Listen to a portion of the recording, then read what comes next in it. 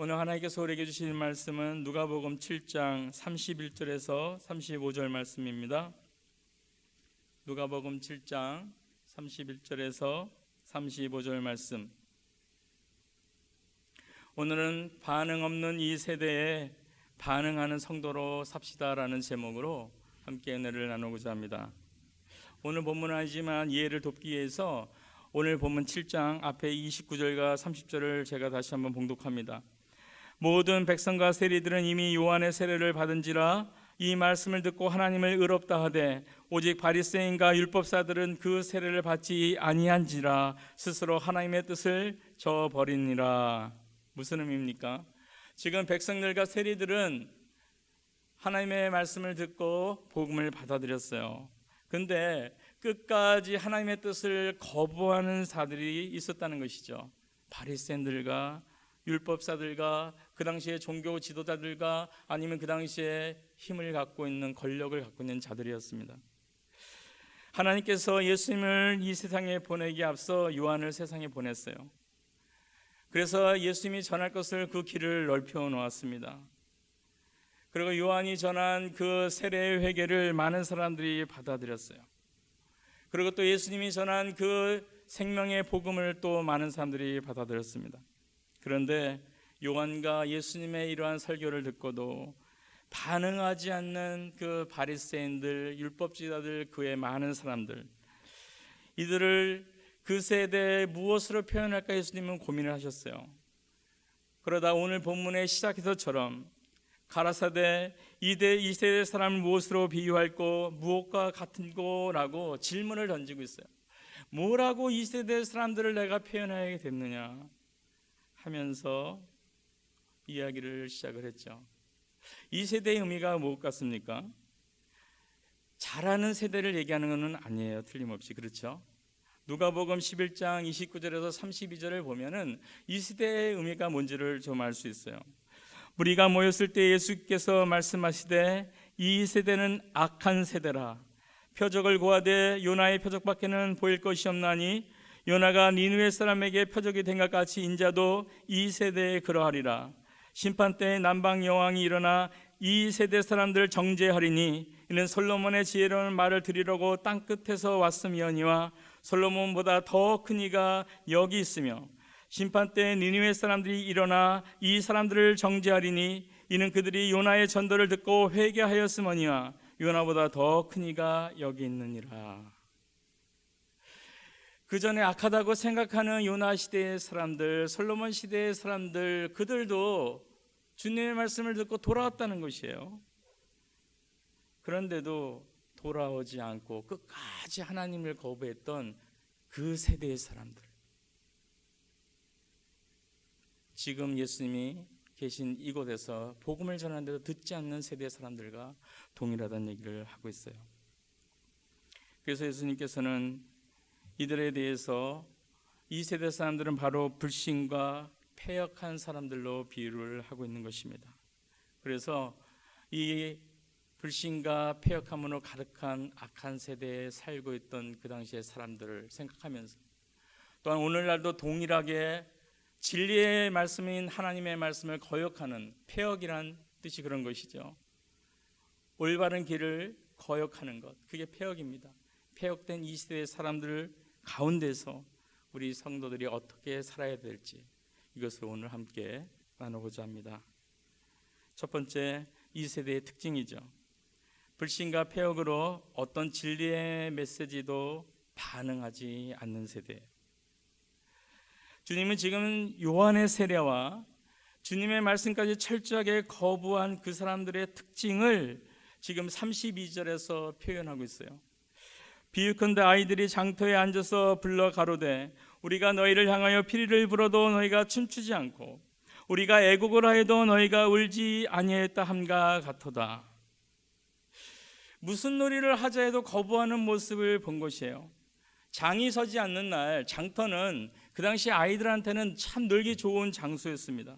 그래서 아이들이 모여서 노는데 같이 게임을 제의를 해요. 야, 우리 장례식 놀이 할까?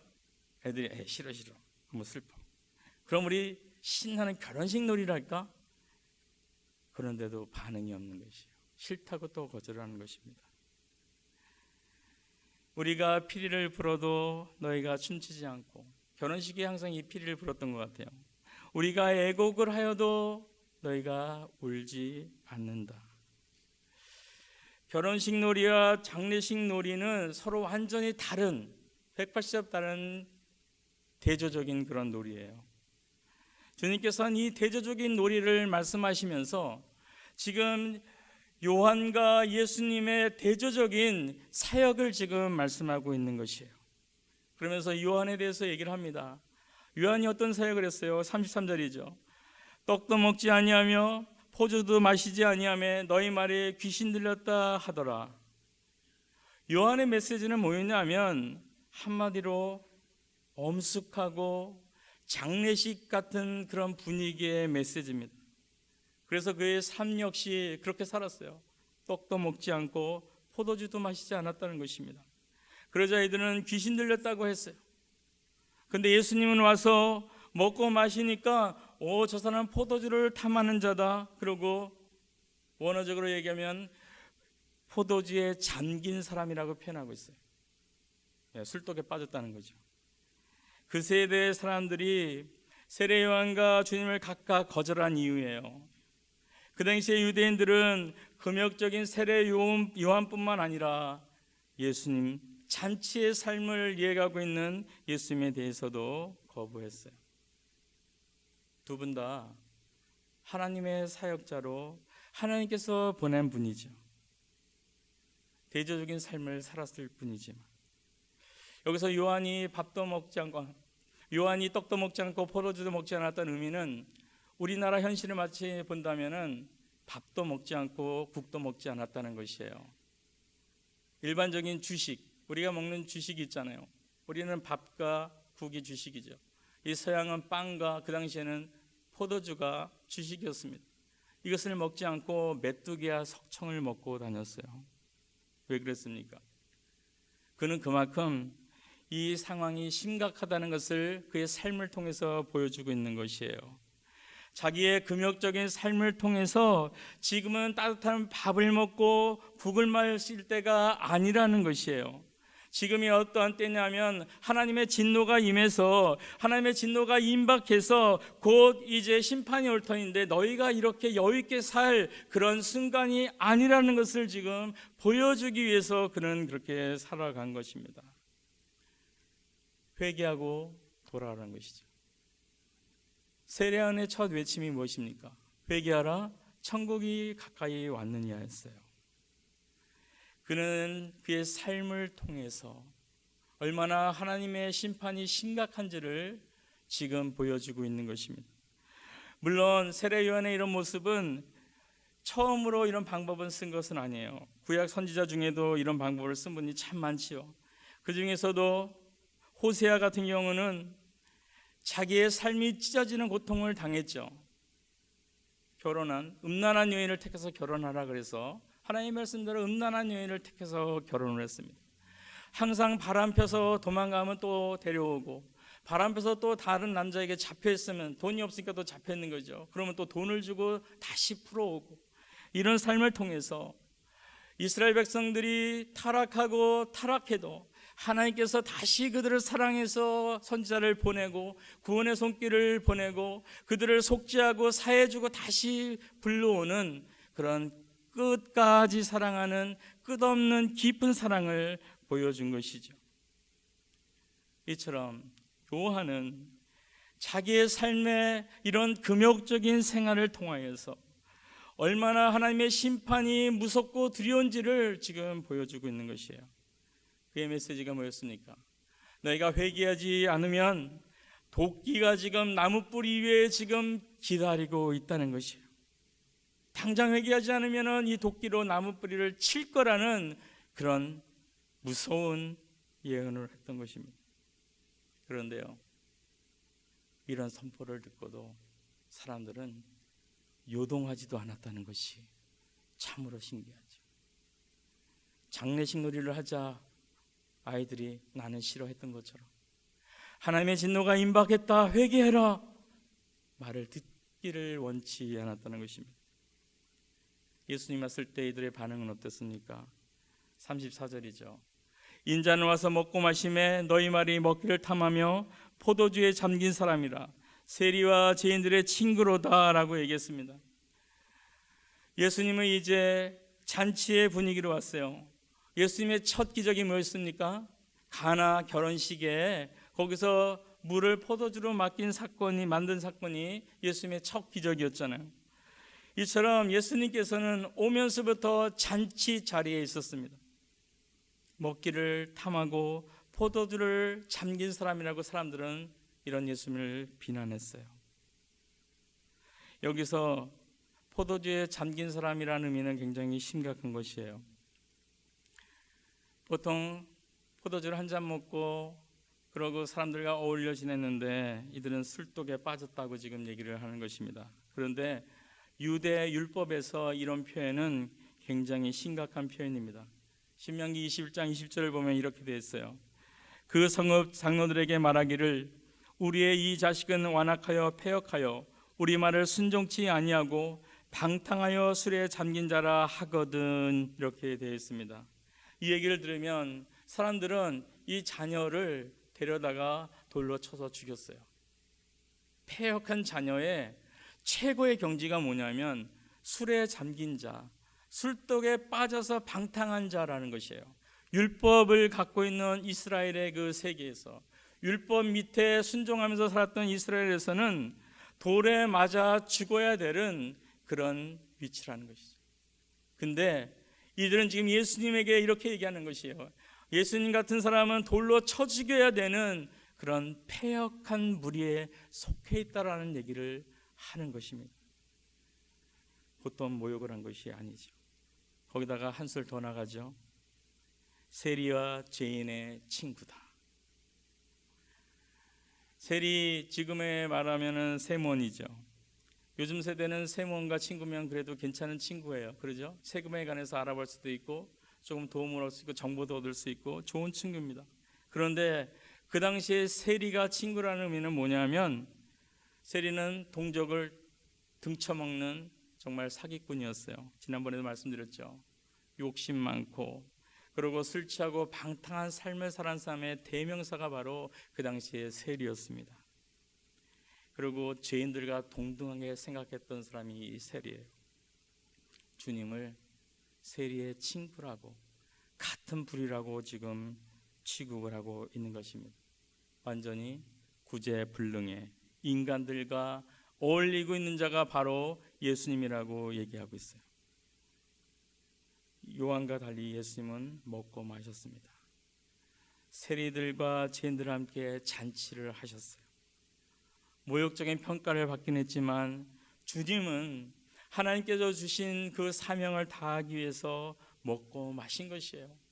그런 방법을 택했기 때문에 장례식의 슬픔으로 상징되는 요한의 금욕적인 회개의 요청과 마찬가지로 결혼식의 잔치와 즐거움으로 나타난 예수님의 삶의 내용에서도 그들은 동일하게 거절을 했다는 것이죠.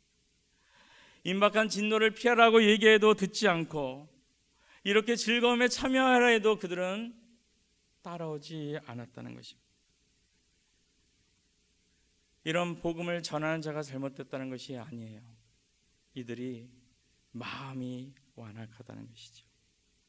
그들은 마음이 닫혀있기 때문에 항상 거절할 이유를 찾아다니는 사람입니다.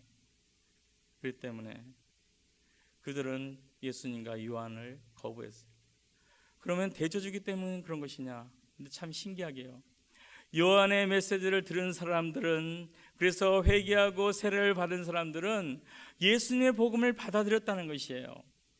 대조적인 표현이 문제가 아니라는 것이죠. 그 사람이 어떤 스타일이 문제가 아니고 과연 그 마음속에 하나님을 바라고 진리를 찾는 마음이 있느냐, 아니면 내 삶에 바꿔서 마음을 닫아놓고 오직 내 일에 집중하려고 아무것도 내가 들으려 하지 않느냐, 그 차지. 그 당시에 사람들은 요한과 예수님의 메시지를 거부했습니다. 지금 세대도 마찬가지인 것 같아요. 세상 사람들은 심판이 임박했다, 코웃음을 치고 있죠. 예수님처럼 구원의 그 잔치 자리에 참여해라, 구원의 기쁨을 누려봐라, 듣지 않습니다. 지금의 세대가 동일한 것 같아요. 두 번째로, 그럼 우리 성도는 어떻게 살아야 됩니까? 이 시대에 요한과 예수님의 메시지를 모두 받아들여 살아야 되는 것이 우리의 성도의 모습이에요. 사실 우리들이 어떤 삶을 살든지 우리는 다른 사람들을 회개시킬 수 없어요.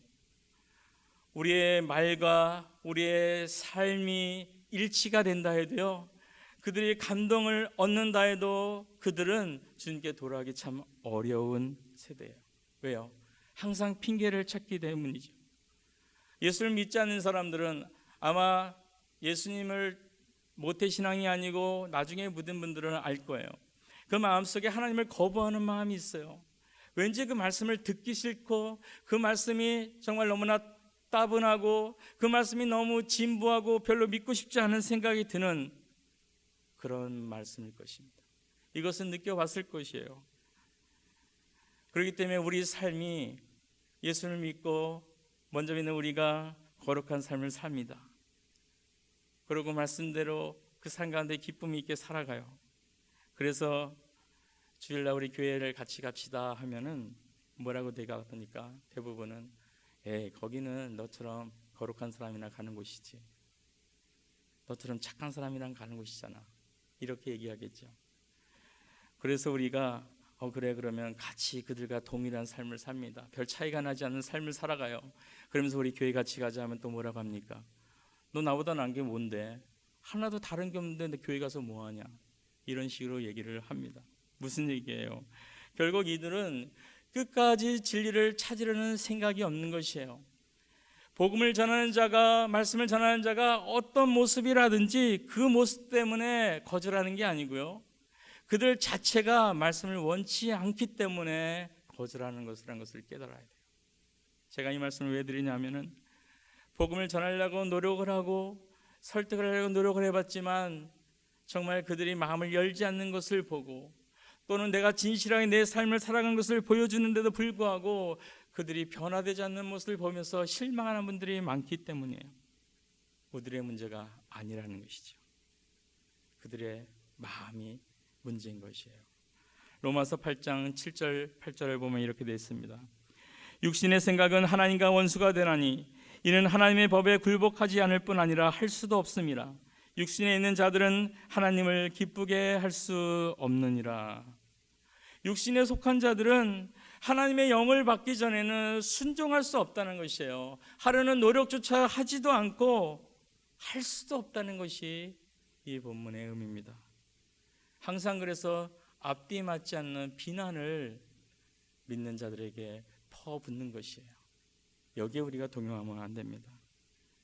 그런데 오늘 본문에는 참 우리에게 소망 주는 말씀을 결국 주세요. 35절이죠.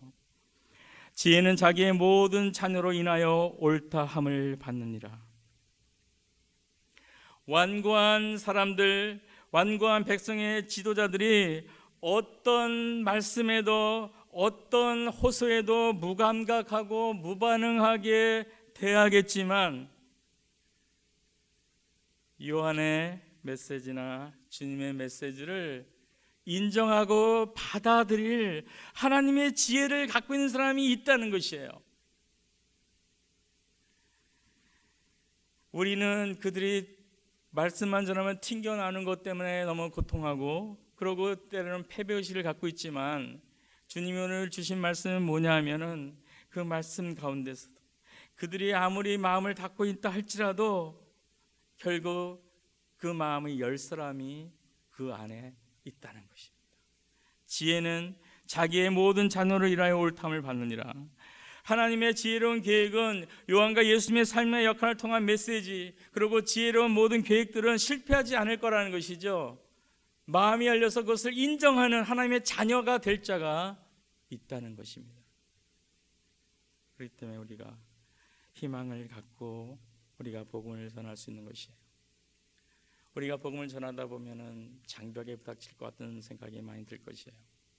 이런 예를 한번 들어보죠. 켈빈이라는 분이 있어요. 그분은 이제 과학자였던 것 같은데 실험을 했다 그럽니다. 한 200kg 이상 되는 무거운 쇳덩어리를 공중에 매달아 놨습니다. 그러고 나서 이 종이, 콩알만하게 종이를 접어요.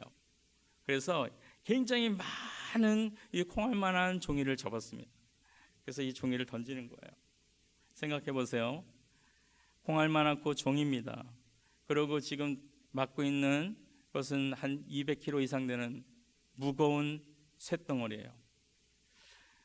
이 콩알만한 종이로 그 쇳덩이를 움직일 수 있을 것 같습니까?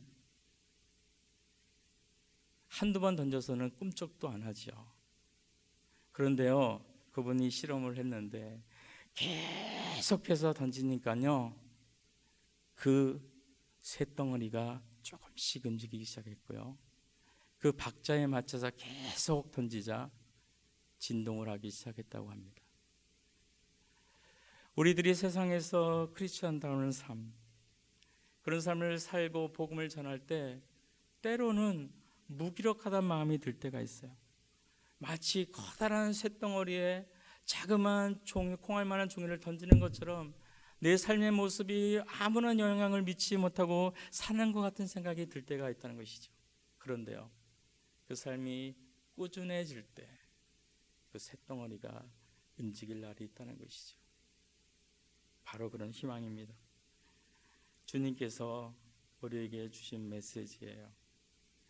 하나님의 지혜를 받을 자가 우리가 살고 있는 이 주위에 있다는 것입니다. 이것을 믿고 이웃에게 전하는 우리가 되겠죠. 그럼 우리가 이렇게 이웃에게 메시지를 전하기 전에 이 패역하고 악한 세대에, 하나님을 거부하고 진리의 말씀을 거부하는 세대에 먼저 어떻게 살아야 됩니까? 하나님의 말씀 앞에서 요한의 그 메시지를 받아들이는 삶을 먼저 살아야 돼요. 요한이 어떤 메시지를 전했다고 그랬어요? 회개의 메시지입니다. 우리는 하나님의 그 진노와 심판의 두려움 앞에서 서 본 적이 있어야 돼요. 내 삶 가운데서 조용히 한번 생각해 보세요. 거룩한 하나님 앞에 내가 섰을 때, 그때 그분 앞에 내가 한 점 부끄러움 없이 설 수 있는가? 그분이 심판자인데 그 심판이 두렵지 않은가? 그런 생각을 한번 해보셔야 됩니다. 이 정도면 괜찮아, 나는 이 정도 뭐 별로 많은 죄를 짓지 않고 살고 있어 라는 생각을 갖고 있다면 우리들이 있는 성경 말씀이요, 아무런 능력으로 우리에게 올 수가 없어요.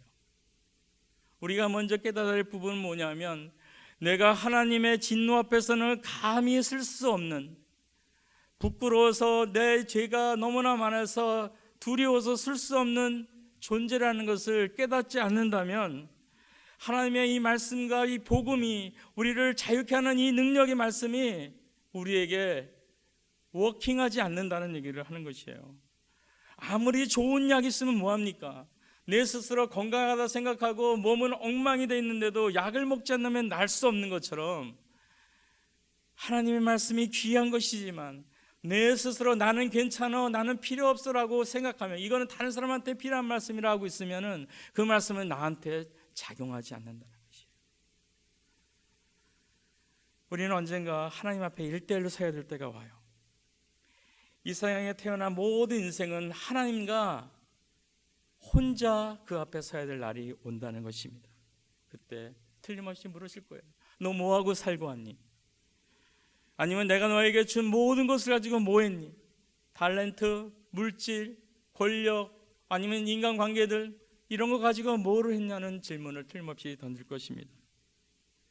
이럴 때 하나님 앞에 뭐라고 대답해야 될지, 그 질문을 우리가 준비하며 살아가는 것, 이것이 요한의 회개의 메시지를 받는 우리의 모습입니다.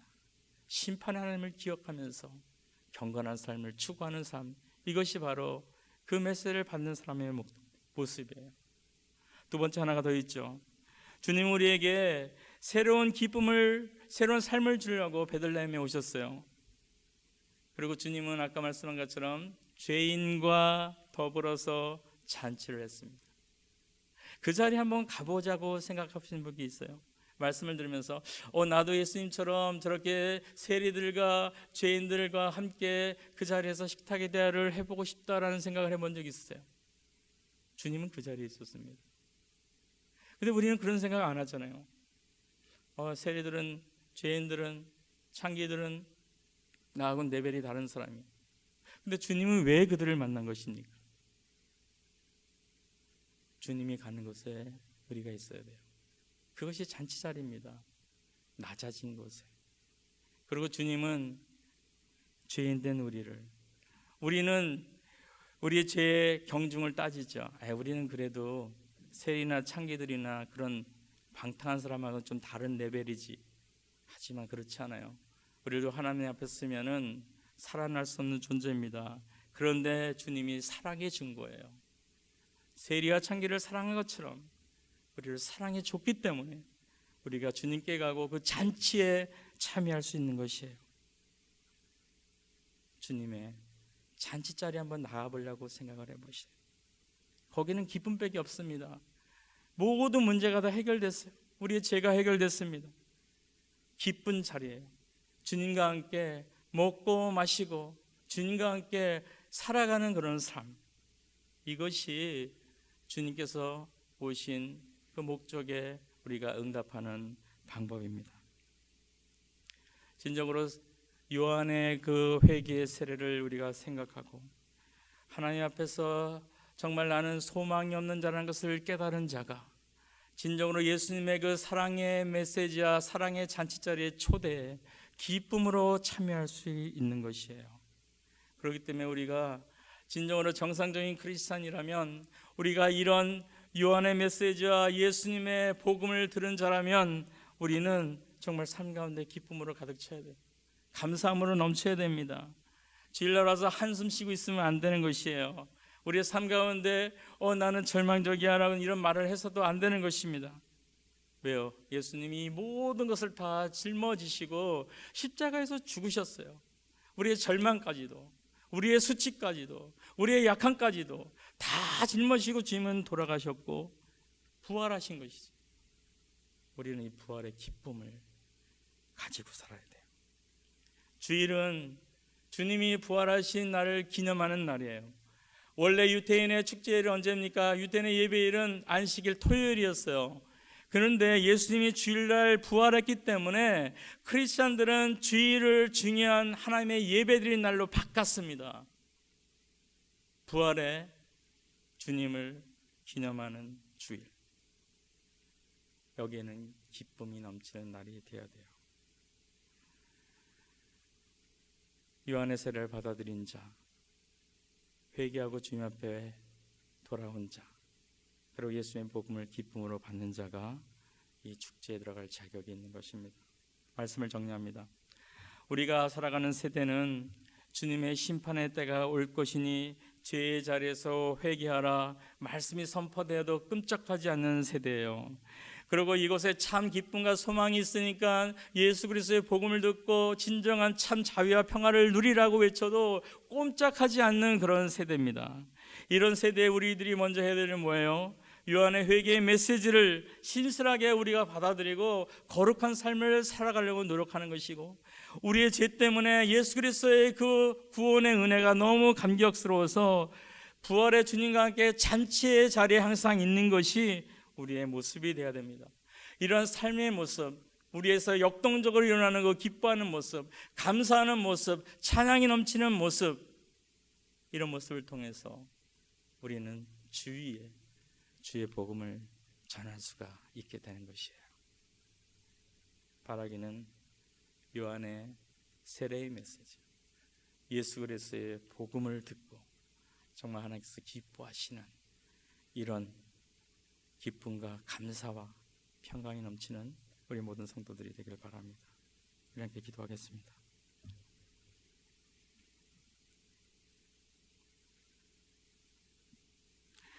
하나님 감사합니다. 회개하고 주님께 돌아오라고 외쳐도 꿈쩍도 하지 않은 세대고, 너에게 생명을 주고 진정한 기쁨과 평강을 주겠다가 외쳐도 주님께 돌아오지 않고 꿈쩍도 않은 세대입니다. 하지만 하나님이 이 세대 가운데서도 우리에게 희망을 주신 하나님 감사합니다. 돌아올 자녀가 있으니 그 하나님의 말씀을 진리를 따를 사람이 있으니 복음을 전하라고 하시는 하나님의 음성인 줄 믿습니다. 하나님이여, 우리의 삶 가운데 먼저 진정으로 요한의 회개 세례를 받아들여서 우리의 삶 가운데 하나님 없이는 우리에게 절망할 수밖에 없는 상황이라는 것을 기억하고 하나님의 심판 앞에서 우리가 어떻게 서야 될지를 우리가 생각하면서 예수님의 그 복음의 진리로 돌아가서 예수님과 더불어서 잔치의 자리에, 연약한 자의 그 기쁨의 자리에 참여하는 저희가 될 수 있도록 주여 도와주시고, 그런 잔치의 기쁨을 가지고 세상에서 온전히 심판의 하나님과 기쁨의 하나님, 소망의 예수 그리스도를 전할 수 있는 우리 모든 성도들 될 수 있도록 붙잡아 주시옵소서. 우리 주 예수님의 이름으로 기도드립니다. 아멘.